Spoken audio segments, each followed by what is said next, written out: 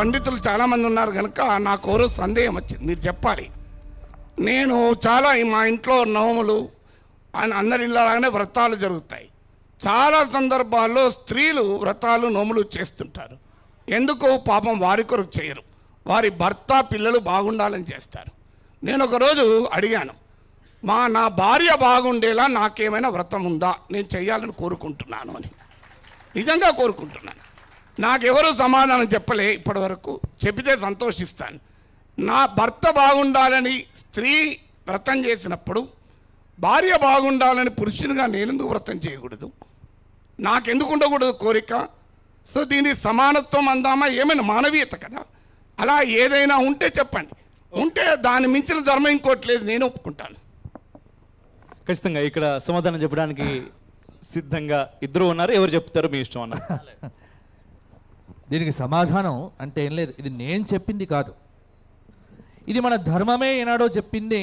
ఇవాళ ఎక్కడైతే మనకు ప్రశ్న ఉత్పన్నమైందో రాముడు రాజకీయం అన్నాం కదా, ఆ రాముడే దీనికి రామాయణంలో ఎప్పుడో సమాధానం చెప్పి ఉన్నాడు. కారణం ఏమిటి అంటే, ఎప్పుడైతే స్త్రీ పక్కన లేదో అతనికి పూజ చేసే అధికారమే కోల్పోతున్నాడు. అసలు పురుషుడు పూజ చేయటానికి, యజ్ఞం చెయ్యటానికి కావలసినటువంటి అధికారం ఏదైతే ఉందో అది పూర్తిగా తను కోల్పోతున్నాడు. అందుకే రామచంద్రుడంతటి వాడు ఏకపత్ని వ్రతుడైనా అశ్వమేధ యాగం చెయ్యాలి అంటే అతనికి యోగ్యత లేదు అని చెప్పారు. అప్పుడు తిరిగి ప్రత్యామ్నాయం ఏమిటి అని పండితులతోని అడిగితే ఇంకొక వివాహం చేసుకోవాలి అన్నారు. దానికి ఒప్పుకోలేదు రామచంద్రమూర్తి. ఏకపత్ని వ్రతమే కదా, అందుకే దానికి ప్రత్యామ్నాయం ఏమైనా ఉందా అని వెతికితే అప్పుడు ఒక ప్రత్యామ్నాయం సాక్షాత్ జగన్మాత భూజాత సకల సద్గుణోపేత సీతామాత యొక్క విగ్రహాన్ని అక్కడ తీసుకొని పెట్టి అక్కడ ప్రాణప్రతిష్ఠ చేసి ప్రాణశక్తిని ఆవాహనం చేసి పూజ చేసేటువంటి అధికారాన్ని పురుషుడికి ఇచ్చారు. ఇక్కడ పురుషుడు పూజ చేసినప్పుడు కూడా అతనికి ధర్మ పత్ని సమేతస్య అని చెప్పుకుంటేనే పూజకు చెల్లుబాటు అవుతుంది, కానీ పక్కన భార్య లేకపోతే ఆ పూజనే చెల్లుబాటు కాదు. ఇంతకంటే సమానత్వం ఏ సంస్కృతిలో ఇచ్చారు, ఏ సంప్రదాయంలో ఇచ్చారు? కాబట్టి ఇది మన ధర్మం, ఇది మన సంస్కృతి, ఇది మన విశేషం. అందుకే ఇక నుంచి మనం జై శ్రీరామ నినాదం ఇవ్వద్దు, జై సీతారామ నినాదం ఇవ్వాలి. అయ్యా ఒక్క నిమిషం. శ్రీ అనే శబ్దము సీతే అండి. శ్రీ అనేటటువంటి శబ్దానికి అర్థం సీతే. కాబట్టి జై శ్రీరామ్ అంటే సీతా సమేత రామ, సమస్త సంపదలతో కూడినటువంటి రామ అని అర్థం. కంచర్ల గోపన్న పద్యమే రాసినాడు.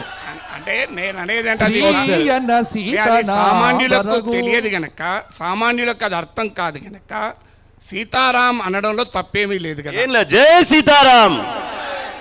ఇంకొకటి కూడా ఏంటంటే, నేను అడిగిన ప్రశ్న పండితుల గారికి నా సందేహం ఏంటంటే, మీరు అన్నది నిజం. నేను రామాయణాన్ని రామచరిత మానస్ నేను కూడా చాలాసార్లు చదివాను. నిజమే, బంగారు సీతను పెట్టుకొని చేస్తాడు. నేను అడిగిన ప్రశ్న ఏంటంటే, నా సతీమణి కోసం ఆమె క్షేమంగా ఉండటం కోసం నేను ఏదైనా వ్రతం చేయదలుచుకున్నాను, అలాంటి వ్రతాన్ని చెప్పండి అంటున్నాను. మళ్ళీ ఏకపత్ని వ్రతం నేను మీకే అనుమానమే లేదు. సో నేను అడుగుతున్న ప్రశ్న అది. ప్లీజ్ నేను నిజాయితీగా అడుగుతున్నాను. నేను ఏదో కావాలని వాదన కొరకు అడగడం లేదు. ఎందుకంటే వాదన కొరకు నేను రాలేదు కనుక వాదన కొరకు అడగడం లేదు. ఎందుకంటే ఖచ్చితంగా నేను ఏదైనా నా కొడుకు వివాహం సమయంలో కూడా నేను నా సతీమణితో కూర్చొని సత్యనారాయణ వ్రతం చేశాను.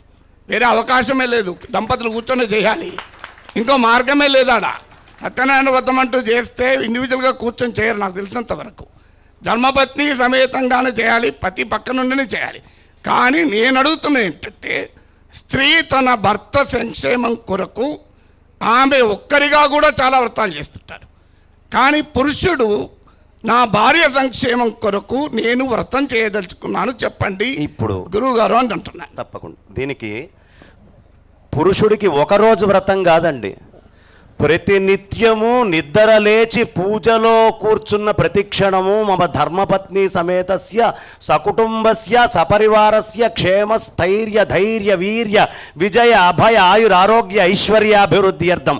వాళ్ళందరూ ఏది ఒక్క నా భార్యే కాదు, నా పిల్లలు, నా పరివారము, నా మీద ఆధారపడ్డ వాళ్ళు ప్రతి నిత్యము చేయాలని ధర్మశాస్త్రం శాసనంగా చెప్పింది.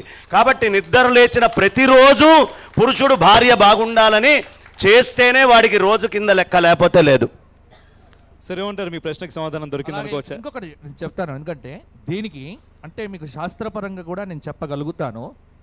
దీనికి రోజు మేము పారాయణం చేసే దాంట్లో కూడా పురుషుడు భార్య కోసం పత్నీం మనోరమాందేహి మనోవృత్తానుసారిణీం తారిణీం దుర్గ సంసార సాగరస్య కులోద్భవాం అని భార్య ఉత్తమంగా రావటం కోసము, భార్య క్షేమంగా ఉండటం కోసము చేసేటువంటిదంతా కూడా అది నిత్యోపాసన. ఇప్పుడు వారు చెప్పినట్టుగా ఇది ప్రత్యేకంగా కొత్తగా వ్రతం చేయాల్సినటువంటి పని లేదు. ఇక్కడ కూడా ఇంకొక చిన్న పాయింట్ ఏంటంటే, స్త్రీ నోములు నోచినా, వ్రతాలు చేసినా, ఇంకేం చేసినా కూడా అక్కడ స్త్రీ భర్త పేరు చెప్పుకునేటువంటి యోగ్యత స్త్రీకి లేదు. ఎందుకంటే అక్కడ భర్త పేరు చెప్పుకోవటం కూడా లేదు.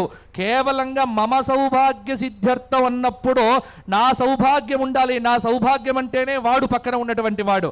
కాబట్టి అక్కడ పేరు కూడా చెప్పుకోకుండా స్త్రీకి పూజ చేసుకునేటువంటి అధికారాన్ని, స్వేచ్ఛను, స్వాతంత్ర్యాన్ని స్త్రీకి ఇచ్చారు. కానీ పురుషుడికి మాత్రం ఎక్కడ, ఎంతెందుకు చిన్న దృష్టాంతం మీకు సనాతన ధర్మంలోనే చూపిస్తా.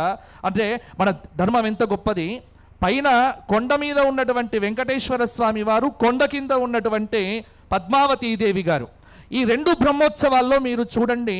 ఒక పైన ఉన్నటువంటి బ్రహ్మోత్సవంలో వెంకటేశ్వర స్వామి వారు ఎప్పుడు బయట సంచారం చెయ్యాలన్నా, ఏ వాహనాన్ని ఎక్కాలన్నా పక్కన ఈవిడను పెట్టుకొనే వాహనం మీద ఎక్కి 20 వాహనాలు ఎక్కి దిగుతాడు. కానీ కొండ కింద కార్తీక మాసంలో ఈ బ్రహ్మోత్సవం చేసుకునేటువంటి పద్మావతీ దేవి 20 వాహనాలు ఎక్కినా ఒంటరిగానే వచ్చేస్తుంది. కానీ పక్కన భర్తను పెట్టుకొని ఎక్కడా కూడా చెయ్యదు. కొండ మీద ఉన్నటువంటి వెంకటేశ్వర స్వామి వారు పైనుంచి కింద ఉన్న అమ్మవారికి సారె తీసుకొని అక్కడ అర్చకులతో సహా వచ్చేస్తారు. కానీ కింద ఉన్నటువంటి అమ్మవారు పైకి ధోతి తీసుకొని మాత్రం వెళ్ళదు. కాబట్టి ఇది సనాతనంగా మన ధర్మంలో వస్తున్నటువంటిదే. కాబట్టి ఆవిడ బాగుండాలి అని పూజ చేసేటువంటి వ్రతం పురుషుడికి అది ఏదో ఒక వ్రతంగా చెప్పలే. కనులు మూసినా తెరచినా అర్ధోవా ఏష ఆత్మనః యత్ పత్ని తను మిథునమనేటువంటి వేదవాక్యం ప్రకారంగా ఆవిడ ఉంటేనే వీడి ఉనికి, వీడి శక్తి, వీడి బ్రతుకు. కాబట్టి ప్రత్యేకం ఏమిటి ఇంకా? కలియుగంలో ఈ ధర్మ సూక్ష్మ మానవులకు అర్థం కావడం చాలా కష్టమేమో గురుగారు. అందువల్ల మా పురుషులకు కూడా ఇలాంటి ఏదైనా వ్రత నియమాలు పెడితేనే ఏమైనా చేస్తారేమో. ఎందుకంటే కలియుగంలో ధర్మ సూక్ష్మాలు అంత సులభంగా బోధపడవు కదా. సార్ నోముల ప్రస్తావన తీసుకొచ్చారు. మనకు ఒక నోము ఉంది, దాని పేరు లక్షవర్తి నోము, కరెక్ట్ అనుకుంటాను. ఈ లక్షవర్తి నోములు ఏంటంటే ఒక 10 రకాల స్వీట్లు 10 కిలోల చొప్పున చేసేసి ఇంట్లో పొద్దున్నుంచి సాయంత్రం అయిపోయే లోపల వాటిని ఒక్క స్వీటు బయటకు వెళ్ళకూడదు, ఉన్నవన్నీ తినేయాలి. దీని అర్థం ఏంటండి? కేవలం నేను బ్రాహ్మణులను మాత్రమే పిలిస్తే ఆ స్వీట్లు ఖతం కావు. సమాజంలో ఉన్నటువంటి ప్రతి వ్యక్తిని, ఒరే నీ ఫ్రెండ్ని పిలుచుకునిరా, నీ మిత్రుని పిలుచుకునిరా, బంధువుల్ని పిలువు, మొత్తానికి సాయంత్రం చీకటి పడే లోపల ఒక్క స్వీటు మిగలకూడదు, ఒక్క స్వీటు బయటకు వెళ్ళకూడదు. లక్షవర్తి నోమిది. ఇందులో మొగుడి యొక్క ఆరోగ్యము ఇంకొకటి ఏమీ లేదండి. దీనిలో మొత్తం వచ్చిన స్వీట్లు ఊరందరికీ పంచటము, నా ఇంటిలోకి రప్పించి పంచటం. కాబట్టి ఈ సొసైటీలోకి మనము తిరిగి వెళ్ళగలిగేటటువంటి ప్రయత్నం మనము చేయవలసిన అవసరం ఉంది. ఇందాక ఇంకొక విషయం చెప్పి నేను ముగిస్తాను. ఇందాక సార్ ఒక చాలా చక్కటి ప్రశ్న వేశారు, పురుషులకు ఏమన్నా నోములు ఉన్నాయా అని. ఈ ప్రశ్న స్వామి వివేకానందని అమెరికాలో అడిగారండి. అమెరికాలో అమెరికన్లు స్వామి వివేకానందని అడిగారు, ఏమండి మీ దేశంలో ఆడవాళ్ళకి మంచి మొగుడు కావాలని బోలెడు నోములు ఉన్నాయి, మగవాళ్ళకి నోములు ఎందుకు లేవు అని అడిగారు. 1892వ సంవత్సరంలో అడిగిన ప్రశ్న. స్వామి వివేకానంద ఏం జవాబు చెప్పారంటే, మా దేశంలో ప్రతి మహిళ లక్ష్మీ స్వరూపురాలు, పార్వతీ స్వరూపురాలు. There can be a bad man but then can never be a bad woman in India. కాబట్టి మాకు మగవాళ్ళకి నోములు అవసరం లేదు అని చెప్పారు స్వామి వివేకానంద.